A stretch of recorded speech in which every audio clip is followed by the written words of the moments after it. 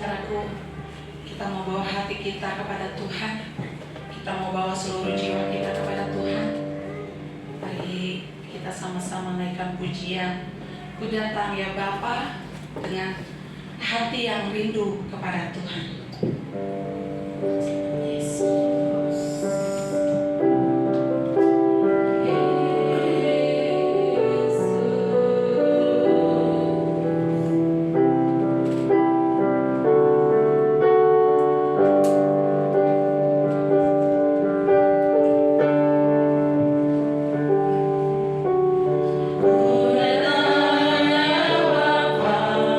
Dalam kerinduan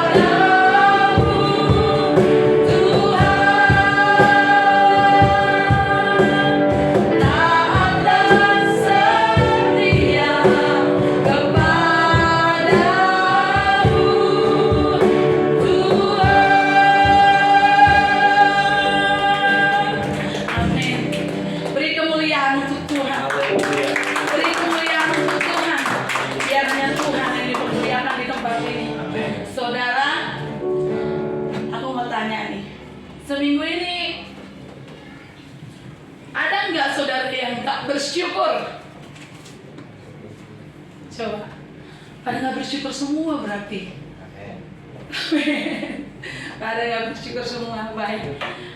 Saya mau semuanya bersyukur. Kita mau semuanya bersyukur, dan itu untuk memuliakan nama Tuhan. Baik saudaraku, kita mau salam dulu teman kiri kanan samping belakang depan kita. Bilang Tuhan Yesus memberkati. Tuhan Yesus memberkati. Jangan lemas, kasih semangat buat temannya.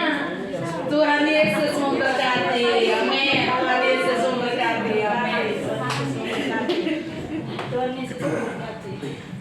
Baik, kita mau naikkan pujian kita. Kita mau bersyukur sama Tuhan. Yeay!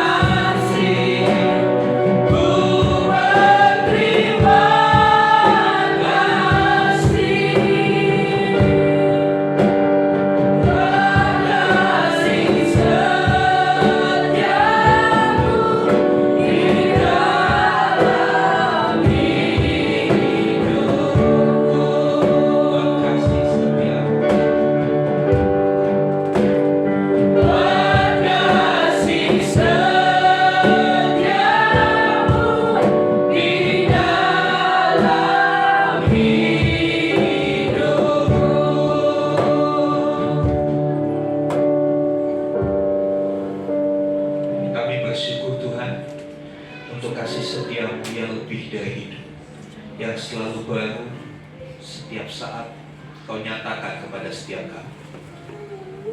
Sebab itu kami bersyukur kalau pagi siang hari ini kami masih diberi kesempatan untuk kami beribadah, memuji Tuhan, mendengarkan pesan-pesan Tuhan. Karena itu berbicaralah ya Tuhan, karena kami siap mendengar. Nyatakan isi hati, tuntunlah hidup kami, supaya kami tidak tersesat, supaya kami tidak menyimpang.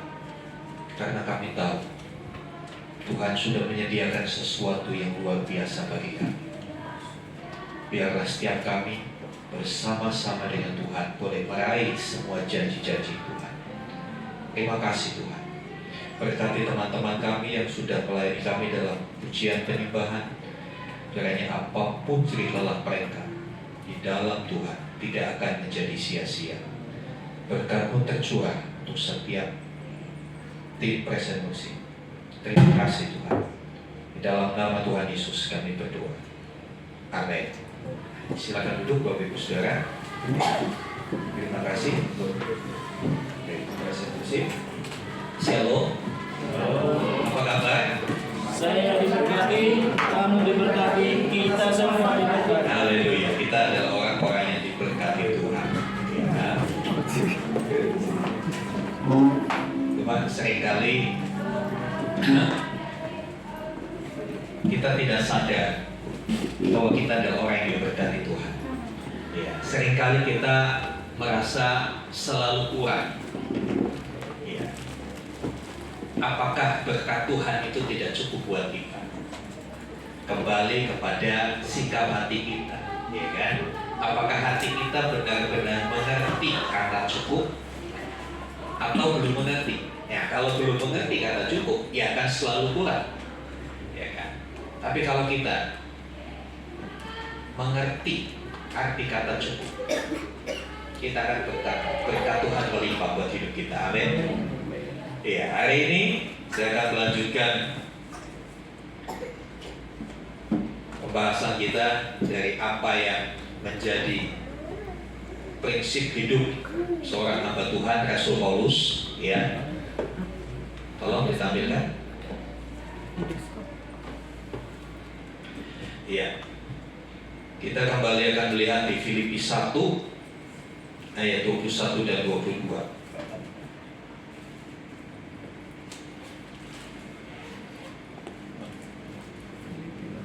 Filipi 1 ayat 21 dan 22. Mari kita buka Alkitab kita. Filipi 1 ayat 21 dan 22. Demikian firman Tuhan. Karena bagiku hidup adalah Kristus dan mati adalah keuntungan. Tetapi jika aku harus hidup di dunia ini, itu berarti bagiku bekerja memberi buah. Jadi mana yang harus kupilih? Aku tidak tahu. Ya, Rasul Paulus di dalam perenungannya di penjara kota Roma, ya, seperti saya pernah sampaikan 2 minggu yang lalu, surat Filipi adalah surat yang ditulis oleh Rasul Paulus ketika dia di penjara. Kira-kira kalau saudara di penjara, saudara tulis surat apa? Isi surat saudara. Aku susah di sini, makannya nggak enak, banyak tikus, banyak kecoa, kurang lebih begitu ya. Tapi Rasul Paulus itu ketika di penjara dalam situasi yang nggak enak, ya. Ada di sini yang pernah masuk penjara? Dulu beberapa tahun yang lalu saya sering keluar masuk penjara, melayani di penjara, maksudnya begitu. Bukan keluar masuk di penjara gitu ya.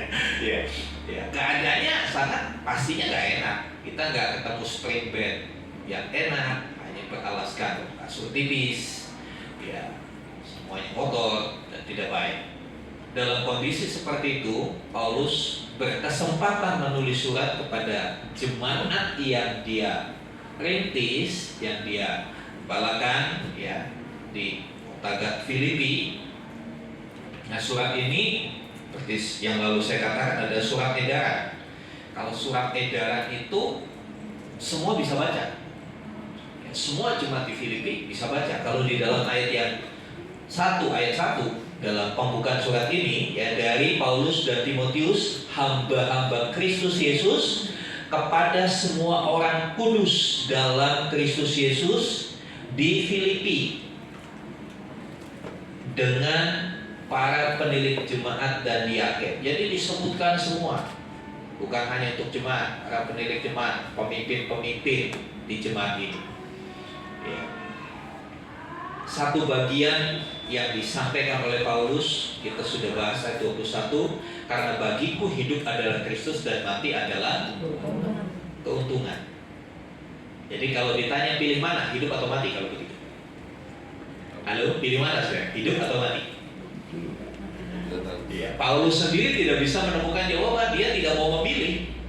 Ya, dalam ayat 22 bagian terakhir dikatakan di sana, jadi aku nggak tahu mau pilih yang mana. Ya. Di sini memberikan satu pengertian bahwa soal hidup dan mati itu hak prerogatifnya Tuhan. Amin.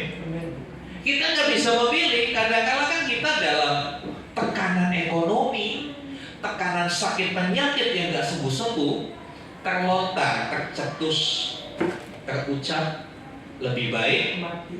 Nah, itu kita. Berarti pengalaman begitu. Lebih baik mati aja kalau begini, iya kan? Lebih baik mati aja. Saudara, itu bukan jawaban dari orang yang mengenal Tuhan, tapi orang yang mengenal Tuhan, yang punya pengalaman dengan Tuhan, seperti Rasul Paulus yang berkata, aku nggak tahu pilih mana. Dengan kata lain, dia menyerahkan kepada Tuhan, kepada kebijaksanaan Tuhan, mau dia dibiarkan hidup atau mau dia dipanggil pulang mati.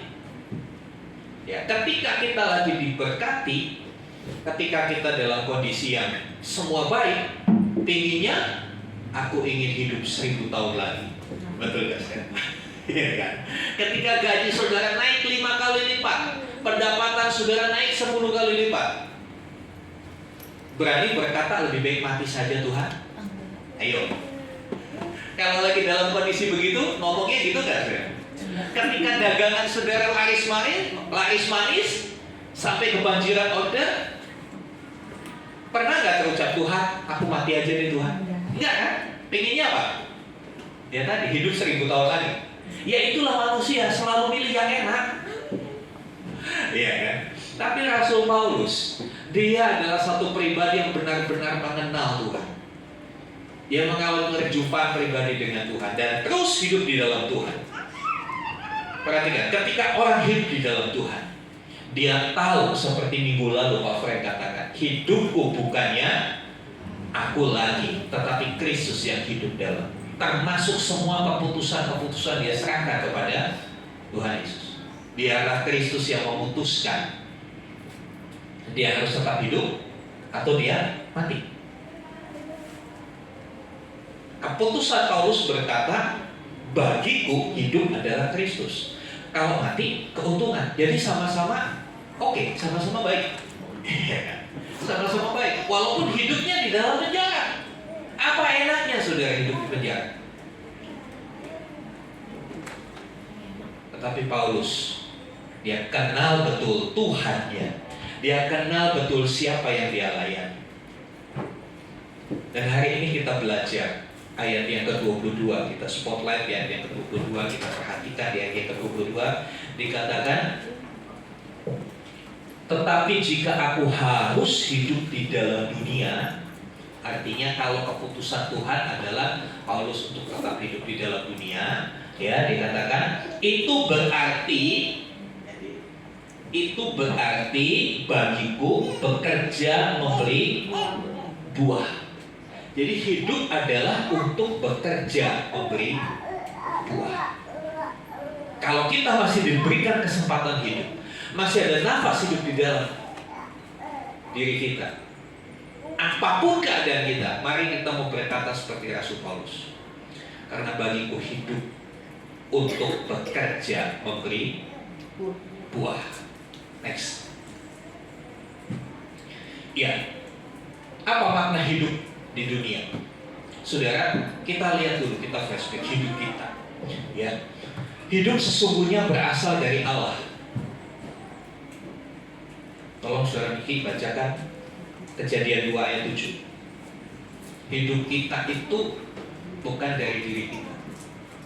Ya, hidup kita itu berasal dari Allah. Kejadian 2 ayat 7. Kejadian 2 ayat 7. Ketika itulah Tuhan Allah membentuk manusia itu dari debu tanah. Stop dulu. Tuhan Allah membentuk manusia dari debu tanah. Ketika sudah jadi bentukan dari debu tanah, sudah hidup belum? Belum, lanjutkan. Dan menghembuskan nafas hidup ke dalam hidungnya. Demikianlah manusia itu menjadi makhluk yang hidup. Iya, kapan manusia menjadi makhluk yang hidup? Setelah Tuhan Allah menghembuskan nafas hidup.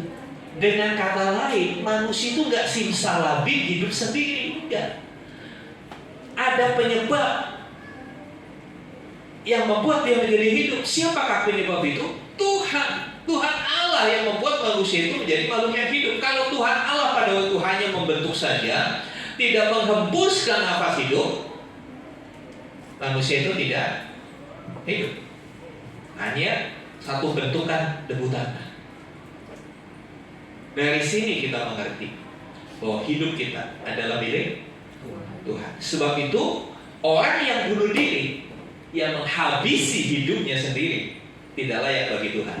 Kenapa? Itu mengambil haknya Tuhan. Tuhan yang berhak atas hidup kita. Amin. Sekali lagi, Tuhan yang berhak atas hidup kita. Karena dari Dialah asal kehidupan kita. Dari Dialah asal kehidupan kita. Luar biasanya kalau kita melihat kisah penciptaan. Sudah berapa banyak yang sudah membaca kisah penciptaan di kitab Kejadian? Leheran. Yang belum pernah baca nanti ikut sekolah minggu diajar di bawah. Iya.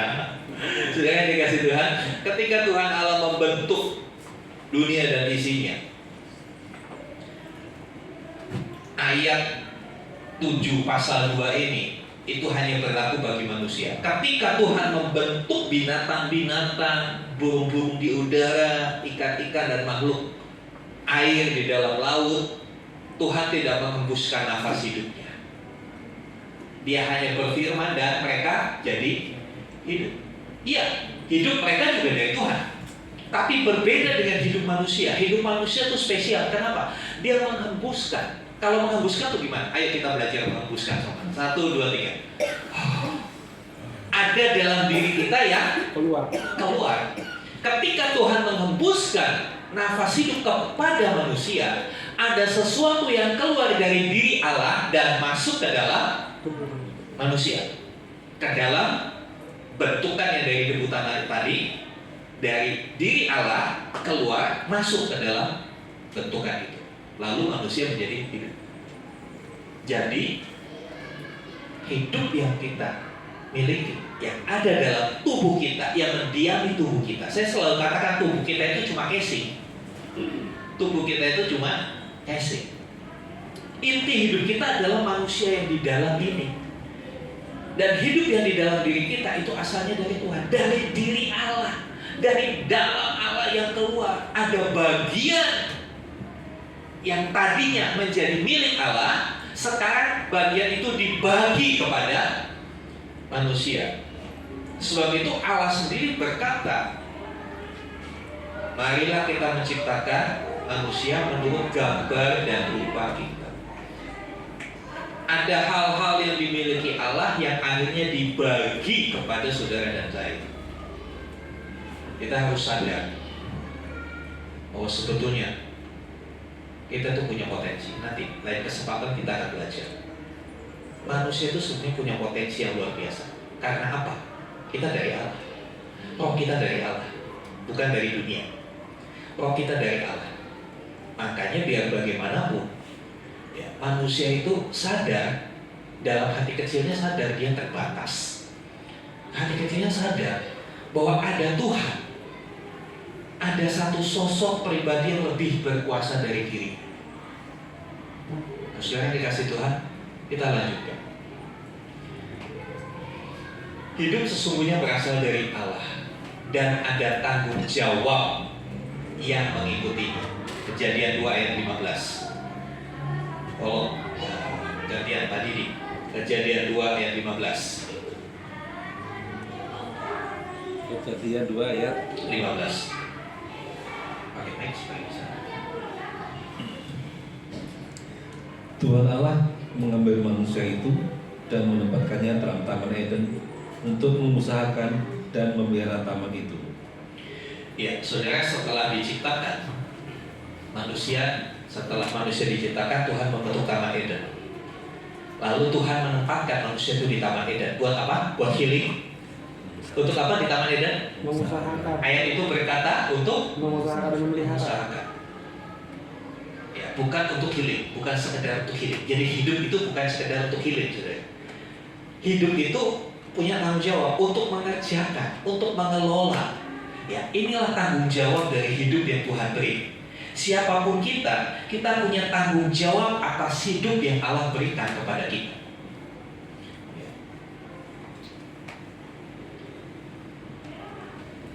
Hidup itu bukan sekedar hidup. Next. Hidup itu bukan sekedar hidup. Ya, banyak kali orang yang hidup asal hidup. Jadi akhirnya hidupnya seenaknya. Orang yang seperti ini tipenya ya hanya mencari kesenangannya saja. Ya, sulit untuk bisa bertanggung jawab. Ya, orang berpikir ya hidup ya udah. Terus mau gimana hidup? Saya dari keluarga yang gak mampu, ya udah gini aja. Saudara, hidup bukan hanya untuk menunggu ya kecil nunggu gede nunggu dapat jodoh nunggu punya anak, nikah punya anak nunggu anaknya gede, ya kan? Anaknya gede nunggu anaknya menikah, punya mantu, punya cucu. Setelah itu nunggu Mati. Hidup bukan hanya menunggu kematian, ya. Tapi hidup ini terlalu berarti, hidup ini terlalu berharga untuk disia-siakan. Waktu hidup yang Tuhan berikan kepada kita terlalu berharga untuk kita sia-siakan. Kita harus ingat, hidup yang berasal dari Tuhan itu mengandung tanggung jawab. Ya. Hidup itu adalah tanggung jawab. Ya, nanti kita akan lihat tanggung jawab kepada apa aja, dalam hal apa aja kita mau. Dan hidup juga kesempatan sebetulnya. Selain tanggung jawab mengelola Taman Eden, manusia diberikan kesempatan. Kesempatan untuk mengelola. Bukankah ini satu kehormatan? Ya, saya berharap kita bukan hanya menjadi penikmat hidup, tapi kita juga harus bisa menjadi pengelola hidup. Kita harus mengelola setiap sumber daya yang Tuhan berikan kepada kita. Apa sumber daya itu? Bakat-bakat saudara, ya, talenta-talenta saudara, itu adalah tanggung jawab Anda untuk Anda mengembangkan itu. Ya. Anak-anak muda, galilah potensi diri, maksimalkan semuanya itu. Itu tanggung jawab yang Tuhan beri. Kenapa Tuhan taruh manusia di Taman Eden? Ya, Tuhan udah kasih talenta-talenta kepada manusia. Apa? Dengan nafas hidup yang diberikan, semua potensi kealahan itu sebetulnya ada dalam diri manusia untuk mengelola, untuk mengusahakan. Ya. Saudara dikasih Tuhan, ya. Perintahnya adalah Kejadian 1 ayat 28. Next slide. Kejadian 1 ayat 28, kembali bukan ini. Kejadian 1 ayat 28. Kejadian 1 ayat 28. Allah memberkati mereka, lalu Allah berfirman kepada mereka, beranak cuculah dan bertambah banyaklah. Penuhilah bumi dan taklukkanlah itu, berkuasalah atas ikan-ikan di laut dan burung-burung di udara dan atas segala binatang yang merayap di bumi. Ya, ayat ini menarik. Kadang-kala kita nggak memperhatikan, nggak membacanya dengan baik. Ayat ini berkata, Tuhan Allah setelah memberkati manusia, dia berkata beranak cuculah, bertambah banyaklah. Di sampai sini udah ngerti. udah ngerti. Ya, paham banget deh kalau untuk urusan yang satu ini. Untuk soal beranak cucu paham banget deh kita. Ya, bertambah banyaklah, penuhilah bumi. Yang selanjutnya apa? Kuasailah. Kuasailah apa ini kuasailah?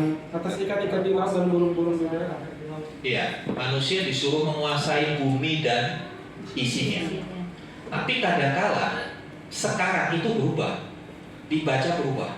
Kuasailah sesama manusia. Kita disuruh menguasai bumi, bukan menguasai sesama kita. Tapi kenyataannya hari-hari ini banyak orang berusaha menguasai sesamanya. Banyak orang mau ngatur hidup sesamanya. Banyak orang mau membuat sesamanya itu tunduk kepada dia. Ini kelirunya manusia. Ya, mandat Tuhan itu untuk menguasai bumi. Menguasai bumi itu produktif, ya kan? Mengelola alam itu produktif. Sesuatu yang tidak ada diadakan. Ya, sesuatu yang kurang baik dibuat jadi lebih baik. Ya, sesuatu yang kurang baik buat jadi lebih baik. Ya, contohnya menguasai bumi. Manusia diberikan hikmat untuk mengelola sumber-sumber daya alam, seperti biji emas. Emas itu, saudara jangan pikir orang menambah emas itu udah kayak cincin, kayak kalung. Enggak. Itu seperti pasir, seperti lumpur. Waktu saya pelayanan di Kalimantan, banyak saya mengunjungi tambak emas tradisional. Itu waktu disedot dari dalam tanah, puluhan meter, belasan meter, itu hanya seperti lumpur. Apa berharganya? Tapi dengan hikmat manusia tahu, dicari, ya, kemudian dikasih campuran merkuri, lalu akhirnya terpisahlah itu, kemudian dipanaskan biji-biji emas itu, kemudian jadi emas batangan, dicetak seperti batangan-batangan. Dari yang tadinya tanah tidak berharga, ketika lewat proses emas itu menjadi sesuatu yang berharga. Ini kemampuan yang Tuhan berikan lewat akal budi untuk mengelola alam, sehingga alam itu jadi lebih bermanfaat. Seperti logam-logam lain, besi dan lain sebagainya, itu sebetulnya seperti tanah. Kalau kita melihat biasa, ya tanah aja, apa gunanya? Tapi di dalamnya terkandung butiran-butiran yang bisa disatukan, diproses menjadi besi. Besi dipakai untuk membuat bangunan dan lain sebagainya. Dari alam diubah oleh manusia karena hikmat yang Tuhan berikan kepada manusia. Jadi sesuatu yang produktif. Tetapi sejak kejatuhan manusia dalam dosa, manusia fokusnya berubah, bukan lagi mengelola alam dengan baik, bukan lagi produktif, tapi destruktif. Kalau produktif itu membuat sesuatu menjadi lebih bernilai, lebih bermanfaat. Tapi kalau destruktif kebalikannya, membuat yang baik jadi tidak baik, yang membuat yang baik jadi rusak. Hari-hari ini kan yang terjadi seperti itu. Negara-negara berlomba untuk bikin senjata. Buat apa? Menghancurkan negara lain, menghancurkan manusia lain. Yang notabene mereka itu adalah sesamanya, yang hidupnya adalah dari Tuhan, itu dihancurkan. Kenapa? Ingin menguasai daerahnya, diserbu, dibom, dihancurkan, sehingga alamnya diambil. Atau penyimpangan. Akibat dosa begitu mengerikan. Manusia menguasai sesama. Iya, memang dosa pertama itu masalah urusan makanan. Jadi hati-hati urusan makanan. Ya, karena dosa pertama itu urusan makanan. Ya, tapi sebetulnya bukan serta-merta urusan makanan. Ketika Adam mengambil buah itu masalah percaya kepada Tuhan atau percaya kepada iblis. Dosa itu sebetulnya esensinya siapa yang kita percaya. Kalau kita percaya kepada Tuhan maka kita taat. Tapi kalau kita percaya kepada gangguan iblis, kita akan mengikuti godaannya. Dan saudara yang dikasih Tuhan, dari situ dosa berkembang. Akhirnya manusia ingin saling menguasai. Manusia ingin saling menguasai. dan menguasai sesama ini destruktif sifatnya, destruktif, rusak, ya. Merusak kepribadiannya, merusak mentalnya. Ya, tanpa sadar orang tua juga melakukan hal ini untuk menguasai anaknya supaya anaknya nurut, supaya anaknya mengikuti apa maunya orang tua. Dia destruktif dengan memberikan ancaman-ancaman, memberikan intimidasi-intimidasi. Bahkan ketika anaknya masih kecil, pakai apa? Pakai pukulan, dihajar, dipukul, destruktif, kerusakan. Bukan hanya tubuhnya, tapi mental anak itu, psikologinya rusak. Mendidik anak nggak perlu pakai pukulan. Oh, saya nggak pernah mukul, Pak. Nggak pernah mukul anak. Iya, nggak pernah mukul pakai rotan, tapi kau mau mukul pakai kata-kata. Dengan kata-kata yang menjatuhkan, dengan kata-kata yang melelahkan. Dasar goblok. Ya, kalau anaknya bisa jawab, ya bapaknya juga goblok, ya anaknya juga goblok. Iya kan? Kalau anak malas bangun pagi, kamu udah serbabi lu. Nggak sadar. Nggak mungkin manusia melahirkan babi. Kalau anaknya babi, bapak emaknya Babi. saudara yang om, bukan saya. Nggak sadar kan begitu. Kita merusak, destruktif sifatnya. Masalah dikasih Tuhan. Ya, jadi sebetulnya setelah manusia diciptakan, manusia itu diberikan tanggung jawab dan kesempatan. Tanggung jawab dan kesempatan. Tapi manusia banyak nggak sadar bahwa kita punya tanggung jawab, sehingga hidupnya tidak bertanggung jawab. Dia sadar sih punya kesempatan, tapi kesempatannya bukan digunakan untuk sesuatu yang membangun, tapi kesempatannya digunakan untuk sesuatu yang merusak. Tapi Tuhan itu selalu punya cara. Tuhan tidak pernah menyerah untuk menangani manusia. Tuhan tidak pernah menyerah menangani saudara dan saya. Kalau Tuhan menyerah menangani saya sudah dibuang, sudah binasa. Begitu mudahnya Tuhan menyelesaikan hidup manusia, betul? Sekali tsunami beberapa tahun yang lalu 200.000 orang meninggal. Hanya sekedar ini, mungkin cuma ditampuk aja lautnya sama Tuhan begitu, udah. Iya kan? Habislah kita. Atau mataharinya dimatiin, cetek gitu. 1 minggu aja nggak dikasih matahari, musnah kehidupan di dunia ini. Tapi kenapa Tuhan tidak lakukan? Karena Dia mengasihi. Dia tahu di dalam diri kita ada bagian dari dirinya. Itulah yang membuat saudara dan saya berharga. Itulah yang membuat Tuhan Yesus mati di atas kayu salib. Karena Dia nggak mau sesuatu yang di dalam diri kita yang adalah dari Tuhan asalnya itu binasa. Ya. Saya kadang-kala berpikir kalau mungkin saya jadi Tuhan udah gemes gitu, tak udah matiin aja spesies manusia, muncul spesies apa? Bikin spesies baru, bisa kan? Bisa, tapi Tuhan nggak lakukan. Kenapa? Dia tahu dalam diri kita ada bagian dari rohnya. Kita yang mengerti hal ini sudah, mari kita mau hidup bertanggung jawab dan menggunakan kesempatan dengan baik. Katakan amin. Next. Ya, sekarang dikasih Tuhan hidup untuk berkarya, untuk bekerja. Paulus berkata, kalau aku harus hidup di dunia, itu berarti bagiku aku bekerja. Jadi hidup itu sebetulnya untuk bekerja. Sekali lagi, Tuhan menempatkan Adam dan Hawa di Taman Eden untuk bekerja. Apa kerjanya? Mengelola, mengusahakan taman itu. Bukan hanya sekedar healing. Kalau healing itu hanya penikmat, hanya menikmati, nggak menghasilkan apa-apa. Coba kalau sudah pergi healing, apa yang sudah hasilkan? Nggak menghasilkan apa-apa. Iya Pak, healing jadi fresh pikiran. Fresh sebentar, balik lagi, masalahnya hilang nggak? Enggak. Fresh sebentar, balik lagi, masalahnya tetap ada. Saya tidak melarang healing, healing tidak dosa. Tapi healing harus dilakukan dengan cara yang bijaksana. Ya. Saudara yang dikasih Tuhan, saya kadang-kadang bilang, kalau kita mau healing yang sesungguhnya datang di bawah kaki Tuhan. Apa sih yang membuat orang mendorong orang untuk healing? Aduh Pak, capek Pak, hidup ini udah capek bekerja terus, pengen refreshing, hidup ini udah berat Pak, aduh sesak, banyak masalah, tuntutan di perusahaan makin bertambah, ya tuntutan ekonomi, apalagi sekarang Pak, aduh beras naik Pak, Beras mahal 16.000. Beras 16.000 ngeluh.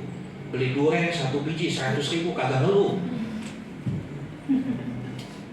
Padahal kalau saudara masak beras 1 kilo nggak mungkin habis sendiri kan, satu rumah. Tapi kalau duren 1 habis sendiri kurang.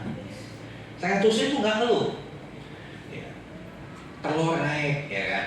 Ini tarif tol naik. Ya. Bentar lagi listrik naik, bentar lagi pertalite akan dibatasi. Ya. Ya pakai MF dan lain sebagainya udah nggak bisa isi pertalite nanti. Sekarang dikasih Tuhan, kita perlu refreshing Pak. Iya, Anda perlu refreshing. Tapi carilah refreshing yang benar-benar membuat kembali fresh. Tuhan sudah kasih, Tuhan sudah undang kita. Dia berkata apa? Marilah kepadaku yang letih lesu dan berbeban berat. Siapa di sini yang berbeban berat? Wah hebat semua, gak ada yang punya beban berat. Bebannya ringan semua ya. Siapa yang letih lesu di sini? Gak ada, semua fresh semua. Tapi apakah itu membuat saudara gak perlu datang sama Tuhan? Yang letih lesu dan berbeban berat diundang sama Tuhan. Kalau diundang, kita harus tahu dong menunya apa. Ya kan? Undangan pesta, wah pesta. The Canton, wah tahu dong. Kalau di Canton nggak mungkin di sana ada arsik, nggak mungkin di sana ada BPK. Di sana Chinese food, seafood, ya kan. Tapi kalau diundang kemana? Lapo. Tahu dong menunya di sana. Tahu nggak menunya undangan Tuhan Yesus? Marilah kepadaku yang letih lesu dan berbeban berat, aku akan memberikan. Menunya itu kelegaan. Benar-benar lega. Banyak orang pulang healing jadi nggak lega, tambah sesak. Kenapa? Duitnya habis. Duit yang harus buat bayar ini habis buat healing. Rencana healingnya 2 hari jadi seminggu. Kenapa? Udah keenakan. Dia dapat kelegaan, iya dapat kelegaan selama seminggu. Setelah itu sesaknya lebih sesak dari waktu sebelumnya. Saya mau katakan, kalau saudara mau benar-benar healing, datang di bawah kaki Tuhan. Nikmati hadiratnya. Akan ada kelegaan, bukan hanya yang semu. Iya, masalah tetap ada, tapi engkau diberikan kelegaan, engkau diberikan kekuatan untuk bisa menghadapi apa yang dihadapan. Amin. Saudara yang dikasih Tuhan, mari kita lanjutkan. Ya. Tanggung jawab kepada siapa? Pastinya tanggung jawab kepada Tuhan, karena hidup itu milik Tuhan. Jadi saudara dan saya punya tanggung jawab pribadi kepada Tuhan. Apa yang kita pertanggungjawabkan, semua di dalam hidup ini kita akan dipertanggungjawabkan terhadap Tuhan. Termasuk apa yang ada di dalam dompet saudara akan pertanggungjawabkan pada Tuhan. Semua berkat, saya selalu katakan, semua berkat yang kita terima, kita harus sadar di dalamnya bukan semua milik saudara. Di dalamnya ada milik Tuhan, di dalamnya ada milik saudaramu, sesamamu, di dalamnya ada milik orang miskin. Kita harus sadar. Itu tanggung jawab kepada Tuhan. Karena sebetulnya semua yang kita punya asalnya dari Tuhan. Tanggung jawab sama Tuhan. Termasuk waktu kita. Waktu ini siapa yang kasih? Di depan nanti tanggal 22 bukan promo. Minggu depan tanggal 22 Maret di depan buka. Saudara bisa datang, bisa cari di sana. Ada nggak yang jual waktu? Ada yang nggak jual waktu? Kalau ada tolong kasih tahu saya. Nggak ada yang jual waktu. Waktu itu dari Tuhan. Tuhan yang kasih kita waktu. Tuhan yang kasih kita kesempatan. Dan itu harus dipertanggungjawabkan. Waktu saudara sehari berapa hari? Halo, berapa hari? 24 jam. Sama sih juga 24 jam. Pernah nggak kita ngitung 24 jam itu kita pakai buat apa aja? Tuhan kebagian nggak waktu kita? Bagian sama. Tuhan kebagian nggak? Iya Pak, Tuhan kebagian. Kalau saya lagi nggak punya duit, pasti saya datang sama Tuhan Pak. Kalau saya lagi sakit, saya datang sama Tuhan. Tapi kalau saya dapat bonus dari perusahaan, dapat THR, bentar Tuhannya saya mau menikmati dulu ini. Saya itu sering kali ditelepon orang, Pak, tolong Pak, lagi udah jatuh tempo, Pak, kami susah Pak, begini-begini. Tapi saya jarang, bahkan nggak pernah saya ditelepon. Pak Pendeta, puji Tuhan Pak, saya dapat bonus 200 juta Pak. Tolong tanyakan sama Tuhan, 200 juta ini buat apa aja? Gak pernah ada yang tanya sama saya gitu. Gak ada yang minta tolong doain saya untuk berkat yang diterimanya. Tapi kalau utang 200 juta, tanya sama saya. Saya bilang, lah emang saya ini bank yang bisa kasih pinjaman? Kan enggak. Kita itu kadang-kadang kan begitu juga ya. Ayo bilang sama temannya, itu saya. Gitu. Ya.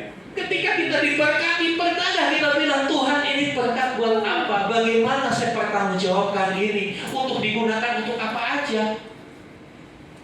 Adakah saudara yang berdoa seperti itu yang mau diberkati? Atau saudara berkata, sebentar Tuhan ya, sebentar ya, saya mau menikmati dulu. Saya mau ke Bali, kalau bisa, kalau cukup mau ke Singapura, kalau cukup ke Israel. Israel juga ibadah loh Tuhan. Kadang-kadang kita terlalu banyak berargumentasi dengan Tuhan yang sebetulnya kita mau lepas dari tanggung jawab. Selain kepada Tuhan, kita juga punya tanggung jawab kepada keluarga. Amin. Tanggung jawab kepada keluarga. Bapak-bapak yang bekerja di luar rumah, sadarkah saudara, ketika mungkin di suatu tempat saudara sedang makan, ingat gak yang di rumah lagi makan apa? Oh ingat Pak, ya cuma ingat doang. Kalau saudara ingat, sisihkan penghasilan buat yang di rumah, jangan kau habiskan di jalanan. Ada kalanya seperti itu. Dan saudara yang dikasih Tuhan, yang tanggung jawab sama keluarga. Istri juga punya tanggung jawab. Kalau ada makanan di rumah bedu, biarin bapaknya pasti makan, sama temen-temennya gua habisin aja sendiri. Kita punya tanggung jawab, itu masalah yang terlalu kecil saudara. Itu masalah terlalu kecil. Kalau masalah yang kecil aja kita nggak bisa perhatikan, bagaimana hal-hal yang lebih besar? Ya, tanggung jawab juga kepada sesama. Sesama ini ada gereja dan masyarakat.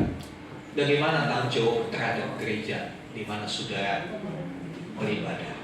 Sudahkah kau selesaikan tanggung jawabmu? Ya. Sudahkah kau melakukan tanggung jawabmu dengan baik di tempat ini? Saya selalu katakan, kita adalah keluarga, keluarga adalah kita. Kita punya tanggung jawab di sini sama-sama. Ya, sebentar lagi kita harus bayar sewa. Sebentar lagi Paskah. Sebentar lagi anak muda akan rekan. Ada nggak hatimu tergerak untuk ikut bertanggung jawab untuk semua program ini? Biar itu urusannya kau baca. Siapa suruh dibuka gereja? Kalau kita adalah keluarga, semua punya tanggung jawab. Amin. Ya. Saudara yang dikasih Tuhan, orang berkata sama saya, Pak, kenapa sih GBT nggak bikin iuran wajib buat anggotanya? Ya saya bilang ya karena sih kita bukan koperasi. Nanti kalau ada iuran wajib, nanti mereka bisa pinjam. Kita bukan koperasi, ya kan? Saya nggak pernah lakukan itu. Tanggung jawab itu harus lahir dari sebuah kesadaran, bukan sebuah paksaan. Karena kalau tanggung jawab harus dipaksa, itu berarti kita masih kecil, belum dewasa. Orang yang dewasa tahu tanggung jawabnya. Ya, saya tidak mau memperlakukan saudara sebagai anak-anak. Saya memperlakukan saudara sebagai orang yang sama-sama dewasa, yang ngerti tanggung jawab, yang tahu apa yang harus dilakukan untuk pertumbuhan perkembangan pekerjaan Tuhan di tempat ini. Makanya saya selalu katakan, saya tidak pernah. Adakah di antara saudara yang pernah saya telepon, saya tagih perpuluhannya? Ada? Yang mau kata?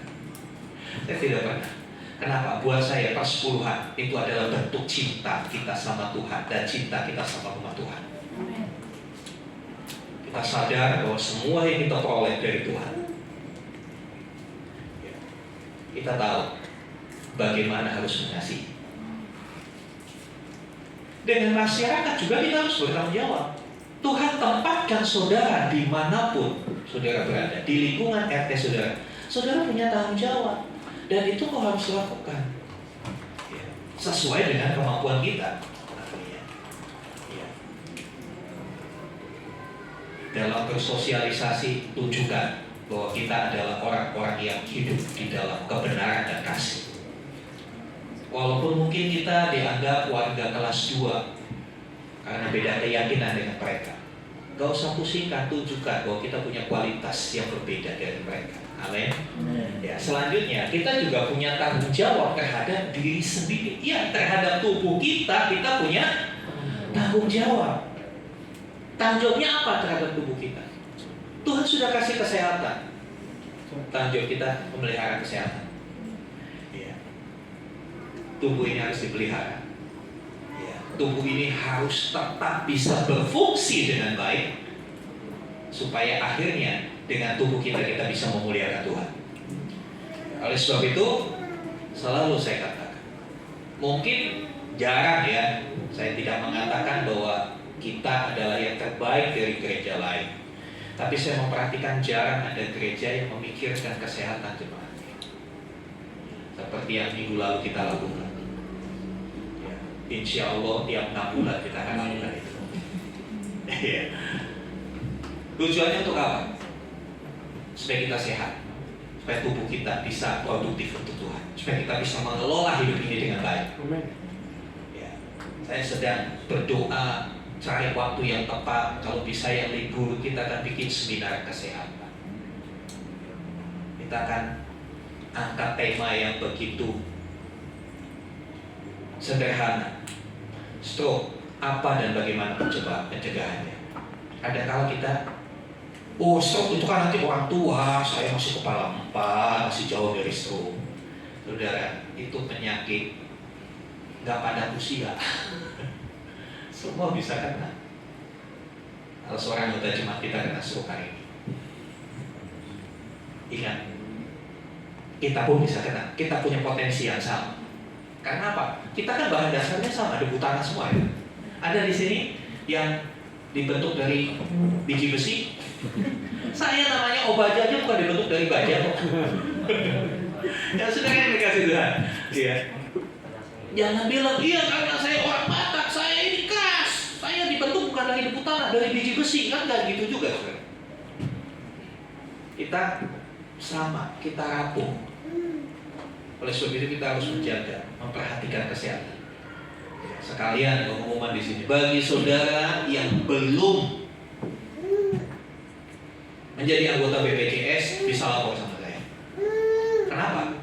Sakit itu nggak kasih WA dulu ke saudara, betul?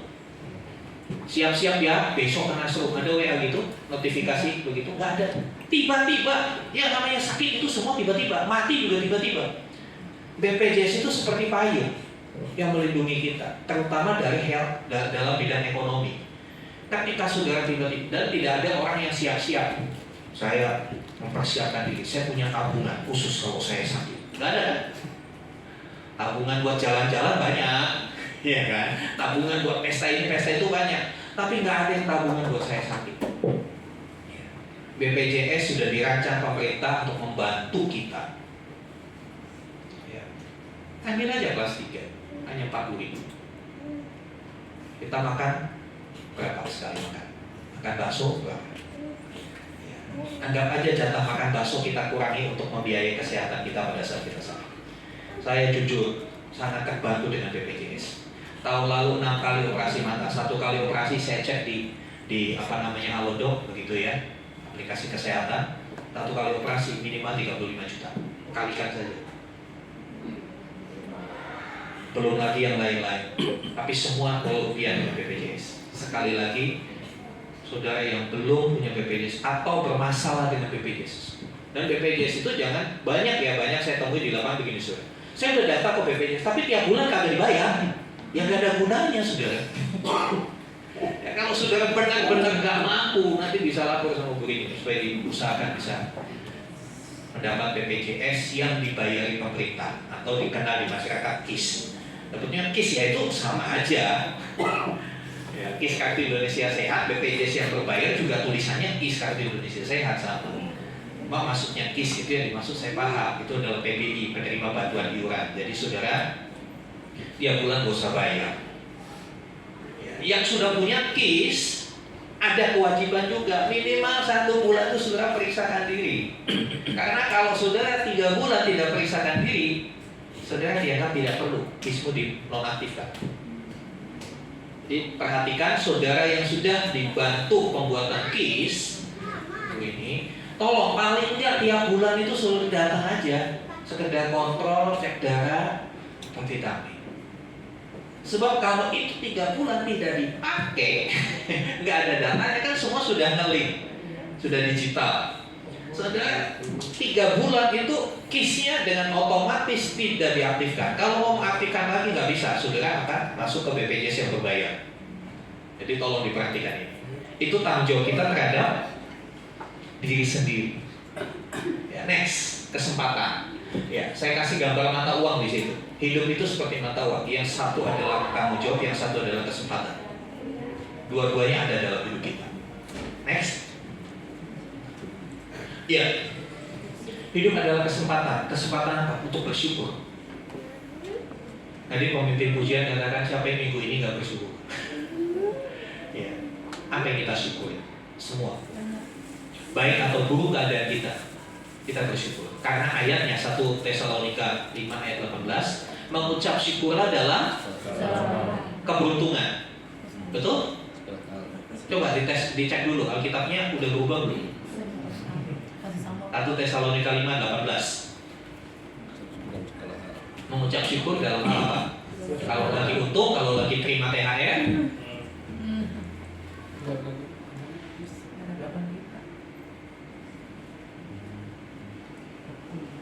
Tolong dibacakan 1 Tesalonika 5 ayat 18.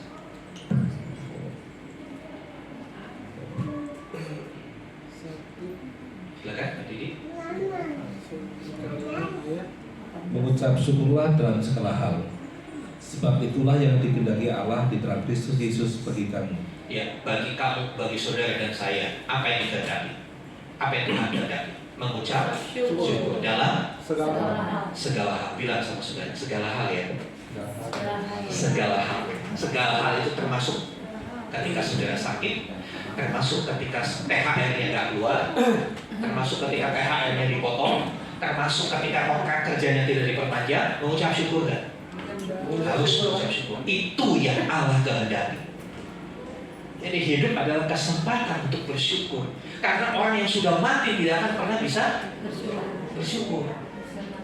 Kalau saudara lagi orang di rumah duka, kita lagi nangis-nangis, yang mati bilang terima kasih Tuhan, kabur semua orang. Orang yang sudah mati tidak bisa mengucap syukur. Kita yang masih hidup, kita wajib mengucap syukur. Selanjutnya, ya kita juga punya kesempatan untuk bersaksi. Bersaksi itu apa? Bersaksi itu menceritakan apa yang kita alami bersama dengan Tuhan, menceritakan kebaikan kasih setia Tuhan yang kita alami. Hanya orang yang mengalami yang bisa bersaksi. Kalau belum mengalami, itu nanti kayak orang buta nyanyi. Tahu nggak orang buta nyanyi? Burung nuri katanya, terbang tinggi katanya. Kenapa kok katanya? Ini nggak lihat. Bagaimana kesaksian kita? Apakah itu benar-benar kita alami? Ya, Tuhan itu rindu kita mengalami Dia. Apa yang membuat hati Tuhan senang? Ketika kita bisa mengalami dan menikmati Tuhan. Kesempatan untuk apa? Kesempatan untuk memuliakan Tuhan. Ya. Kesempatan untuk memuliakan Tuhan. Hidup ini untuk memuliakan Tuhan. Tapi banyak kita hidup ini untuk memuliakan diri sendiri. Untuk memuliakan diri sendiri, untuk membuat kita hebat, untuk kita mau dilihat, wah, saya udah gak dipandang sebelah mata lagi sama orang-orang ini. Sama komunitas saya sudah mulai dihormati. Itu memuliakan diri sendiri, saudara. Kita itu dipanggil untuk memuliakan Tuhan, bukan untuk memuliakan diri sendiri. Kenapa? Kita ini sudah makhluk yang paling mulia. Kita itu sudah diciptakan Tuhan makhluk yang paling mulia. Kenapa masih mencari kemuliaan lagi? Ya, kemuliaan itu milik Tuhan. Next. Ya.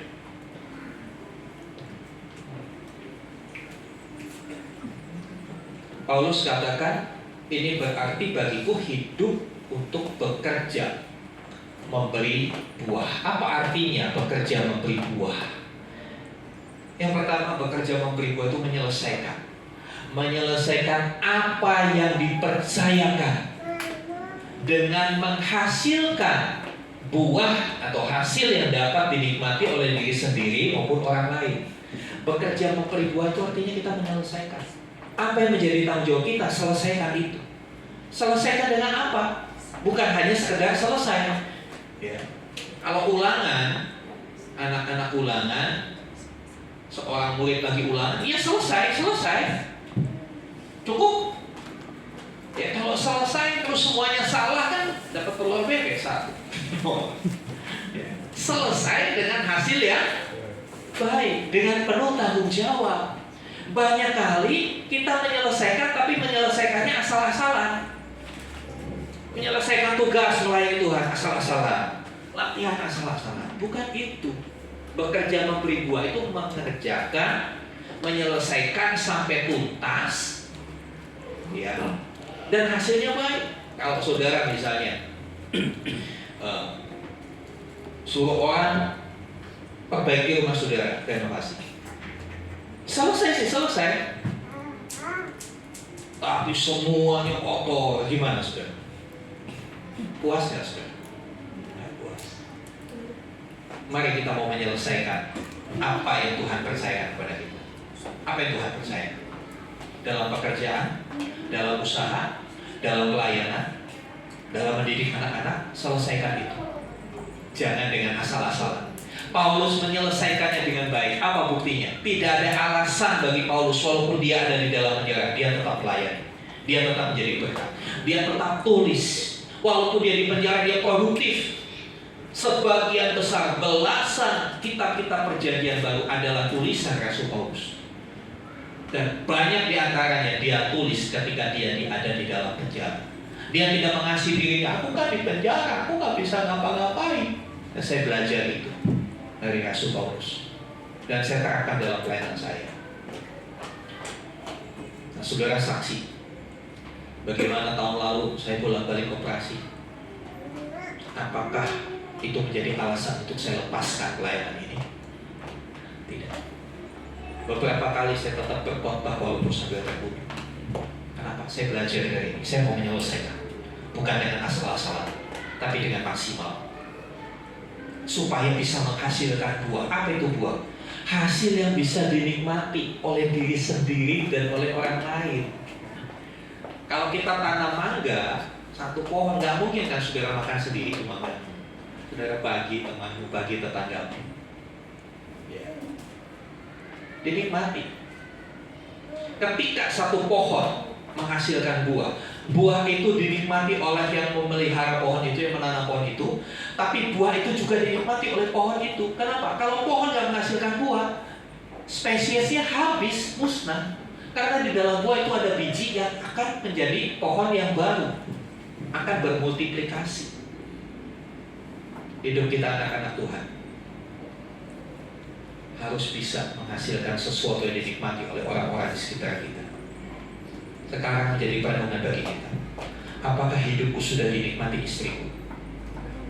Atau istriku hanya menikmati duitku saja? Ya, karena duitnya masih banyak, ya masih setia. Tapi kalau lihat karakternya, aduh, marah-marah terus doang. Apakah hidupku sudah bisa dinikmati oleh suamiku? Apakah suamiku hanya menikmati tuntutan yang berjilid-jilid, minta ini, minta itu? Apakah hidupku sudah bisa dinikmati oleh orang tuaku, hai anak-anak muda? Apakah hidupmu sudah dinikmati oleh orang tuamu? Atau hidupmu hanya menjadi alasan orang tuamu ngomel, orang tuamu marah-marah tiap hari? Belajar hidup ini.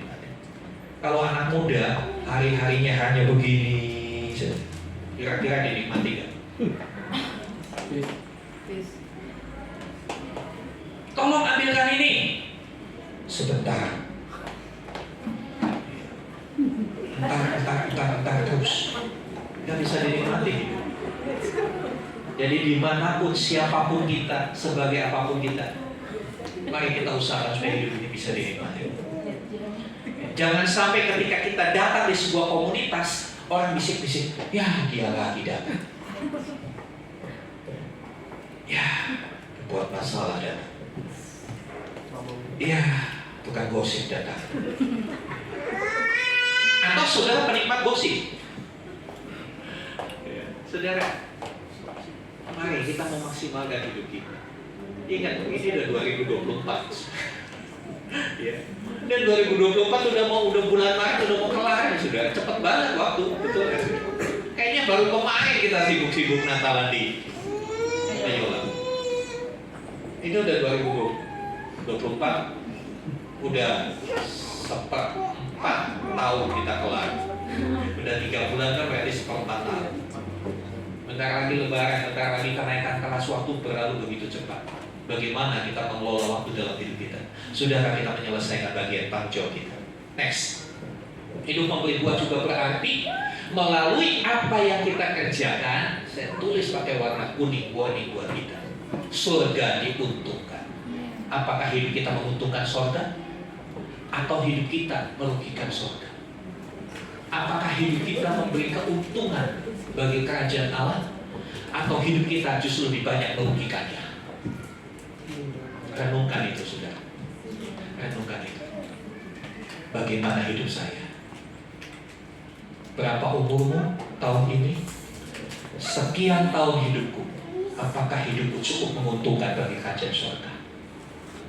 Kalau saudara hidupmu menguntungkan bagi kerajaan surga, ya, saudara ada tempat-tempat yang terbaik ketika saudara masuk kerajaan surga. Karena saudara akan jadi aset bagi kerajaan surga. Aset yang produktif bagi kerajaan surga. Tapi kalau karena saudara orang tersandung, orang meninggalkan Tuhan, apa mau dikata? Jawabannya ada dalam diri. Mari kita mau sama-sama menjadi orang-orang bisa mendatangkan keuntungan buat kerajaan surga. Membawa orang diselamatkan, membawa orang makin dewasa di dalam iman, membawa orang makin bertumbuh. Itulah hidup yang bisa menguntungkan kerajaan surga. Berkat Tuhan yang Tuhan berikan kepada kita, sudahkah sebagian kita investasikan untuk perkembangan kerajaan surga? Atau berkat itu habis-habis terus kita nikmati untuk kepentingan diri kita yang bermuara kepada penguasaan hawa nafsu? Saudara, mungkin firman ini begitu keras bagi saudara. Saya sampaikan ini karena saya percaya Anda semua adalah orang yang dewasa. Bukan baru 1-2 tahun menjadi pengikut Tuhan. Ya, mungkin saudara ikut dibaptis waktu mamamu dulu dibaptis. Masih dalam kandungan muda Kristen. Bukan masalah berapa lama kita jadi orang Kristen, tapi masalah berapa maksimal kehidupan kita bagi kerajaan surga. Ya. Orang yang mati di atas kayu salib di samping kanan Tuhan Yesus. Kalau dilihat dia baru jadi Kristen, baru percaya Tuhan waktu itu karena sebelahan sama Tuhan Yesus di sana. Tapi dalam waktu yang singkat, hanya beberapa jam sebelum kematiannya, dia sudah menguntungkan kerajaan surga. Apa? Dia bersaksi kepada sebelahnya. Teman yang sana kan bilang, kalau kau anak Allah, bebaskan kami. Tapi yang satu, kamu gak takut. Yang satu bilang, dia gak punya salah. Kita ini memang udah salah. Kita harus percaya.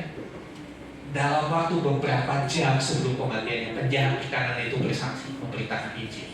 Kita yang udah puluhan tahun, belasan tahun jadi orang Kristen, pernah gak bersaksi? Masa kalah dengan penjahat yang hanya baru kenalan sudah bersaksi, negur temannya, ayo kamu harus percaya. Tapi kita cenderung cuek. Masa bodoh? Hidup-hidup. Pernahkah kita berpikir ketika orang sudah mulai undur dari Tuhan, ada teman kita, saudara kita undur dari Tuhan, pernahkah kita bersaksi? Itu kesempatan, saudara. Kesempatan untuk kita menjadi aset yang berharga bagi kerajaan surga. Next. Ya. Kesimpulannya, mari kita renungkan apa arti hidupku. Apakah hidupku sudah berarti? Bukan cukup sampai pertanyaan ini, apa arti hidupku? Tapi lanjutkan dengan apakah hidupku sudah berarti? Apakah saya sudah bekerja memberi buah? Atau bekerja hanya menghabiskan waktu tanpa menghasilkan sesuatu yang menguntungkan kerajaan surga? Mari sama-sama kita berdiri. Saya undang musik. Haleluya, haleluya.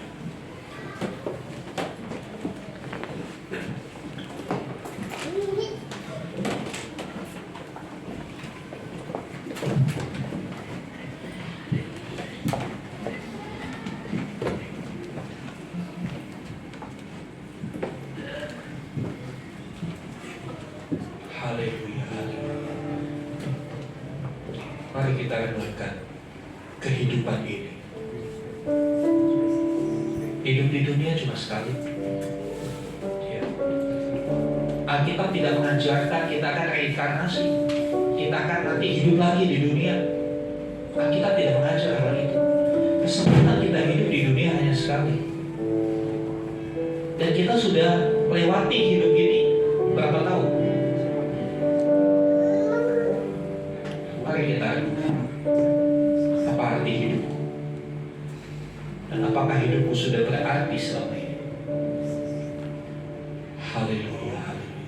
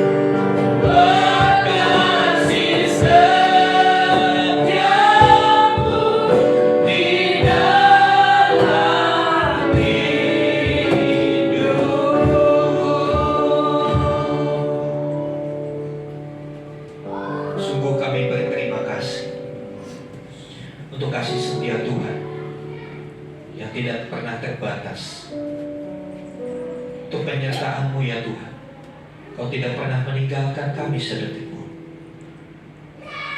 Walau kadang kami melupakan kehadiran-Mu dalam hidup kami. Walau kadang kami terlalu menikmati dunia ini sehingga mengabaikan kehadiran.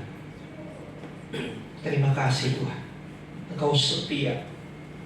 Walau kami tidak setia, Engkau tetap setia. Biarlah kebenaran firman-Mu menggelitik hati kami, menyadarkan kami untuk kami merenungkan kehidupan ini. Dan biarlah kami mengambil satu komitmen untuk hidup lebih baik lagi, untuk hidup lebih bertanggung jawab, menggunakan setiap kesempatan dengan baik, supaya pada akhirnya kami boleh menghasilkan buah dalam hidup ini. Terima kasih Tuhan. Roh Kudus, mari Engkau yang mengingatkan setiap kami akan setiap kebenaran firman Tuhan. Biarlah itu menjadi sesuatu yang terus terngiang-ngiang, terus diingat, dan beri kami kekuatan untuk kami melakukannya. Terima kasih Bapa, terpujilah nama. Di dalam nama Tuhan Yesus kami berdoa. Haleluya. Amin. Silakan duduk Bapak Ibu Saudara, saya serahkan.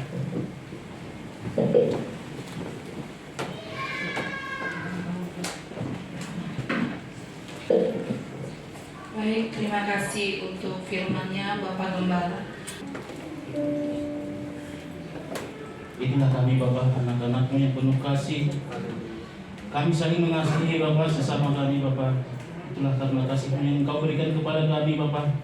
Kami mengucapkan syukur Bapak kepada hamba-Mu yang telah menyampaikan firman-Mu. Biarlah firman-Mu ini Bapak dapat kami lakukan di kehidupan kami sehari-hari. Berkati Bapak Gembala kami dengan Ibu Gembala kami dan kedua putrinya Tuhan. Biarlah mereka Bapak senantiasa dapat melayani dan membawa kami lagi Bapak ke hadapan-Mu. Bapak berkati juga Bapak apapun rencana kaum muda ke depannya Bapak untuk kredit Bapak. Kami percaya Bapak apapun dana nanti Bapak Engkau akan cukupkan. Kami bersepakat sehati Bapak untuk mempersiapkan diri kami Bapak. Berkati juga Bapak. Biarlah kasih-Mu yang selalu Engkau ulurkan ke dalam saudara kami yang terbaring sakit Bapak Bagas. Berkati Bapak, pulihkan dia Bapak kembali Bapak. Berkati Bapak saudara yang sedang menjaga di rumah sakit Bapak, berikan tenaga daripada-Mu Bapak. Berkati juga Bapak dengan Mama Anya yang proses operasi mata Bapak. Kami percaya Bapak, Engkau memulihkannya Bapak dengan sungguh-sungguh Bapak, agar dia melihat kasih-Mu Bapak. Terima kasih juga Bapak untuk pemulihan Bu Mesila Bapak. Nyatakan Bapak, karena Bu Mesila sampai saat ini Bapak butuh pemulihan Bapak, butuh kasih daripada-Mu Bapak untuk dia dapat datang ke tempat ini untuk mendengarkan kebenaran firman-Mu Bapak. Terima kasih juga Bapak untuk bangsa dan negara ini Bapak. Biarlah bangsa dan negara ini bangsa yang takut akan Tuhan. Siapapun nanti Bapak yang akan menjadi penjaga negara ini, kami yakin dan percaya dialah yang penjaga yang takut akan daripada-Mu Bapak. Berkati juga Bapak semua jemaat yang ada di sini Bapak yang datang ke hadapan-Mu Bapak. Kami tidak hanya mendengar firman-Mu di tempat ini Bapak. Kami pulang dari tempat ini Bapak, kami akan melakukan kebenaran firman-Mu Bapak. Agar kami Bapak punya Bapak yang penuh kasih setia yang memberikan kebenaran Bapak. Terima kasih juga Bapak untuk pemilik rumah ini Bapak. Sampai saat ini Bapak, dia telah memberikan kami tempat ini Bapak untuk beribadah. Tetapi kami rindu Bapak untuk mempunyai gereja yang lebih besar lagi dan permanen Bapak. Nyatakanlah kuasa-Mu Bapak. Begitu juga Bapak dengan pelayan-pelayan Tuhan Bapak yang sedang melayani-Mu Bapak. Bukan Bapak, kasih setia-Mu. Biarlah mereka Bapak sungguh-sungguh melayani-Mu lagi Bapak. Di dalam nama Anak Tuhan Yesus Kristus Bapak, kami akan pulang dari tempat ini membawa berkat daripada hamba-Mu. Bapak, kami menyerahkan juga orang tua kami Om Apim dalam proses pemulihan. Tuhan jamah pulihkan, kiranya Oma boleh kembali sehat, boleh kembali beribadah bersama dengan kami. Memberkati setiap obat-obatan, makanan, vitamin, semua mempercepat kesembuhan orang tua kami. Terima kasih Tuhan. Kami bersyukur, kami percaya penyertaan-Mu sempurna atas setiap kami. Kami berdoa untuk saudara-saudara kami yang tidak hadir, apapun yang menjadi kendala pergumulan mereka, Tuhan menolong. Ketika mereka mulai undur dari Tuhan, mulai mengabaikan Tuhan, kasih-Mu yang akan menarik mereka kembali datang kepada Tuhan.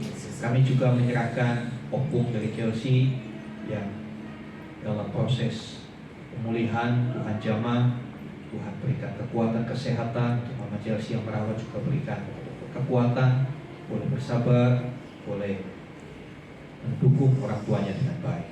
Terima kasih. Mari saudara buka hatimu, angkatlah tanganmu, dan sekarang terimalah rahmat anugerah dari Bapa di surga. Di dalam kasih dan karya Tuhan Yesus, bersama-sama dengan persekutuan pengurapan Roh Kudus, terimalah berkat-berkat jasmani, terlebih lagi berkat rohani. Jadilah berkat dimanapun Tuhan menempatkan engkau. Karena itu pergilah, jadikanlah semua bangsa muridku. Baptislah mereka dalam nama Bapa dan Anak dan Roh Kudus, dan ajarlah mereka melakukan segala sesuatu yang telah kuperintahkan kepadamu. Dan ketahuilah aku menyertai kamu senantiasa sampai kepada akhir zaman. Demikianlah Tuhan Yesus akan datang kembali menjemput saudara dan saya, membawa kita ke tempat yang telah Dia sediakan, supaya di mana Tuhan Yesus berada, disitulah kita boleh berada.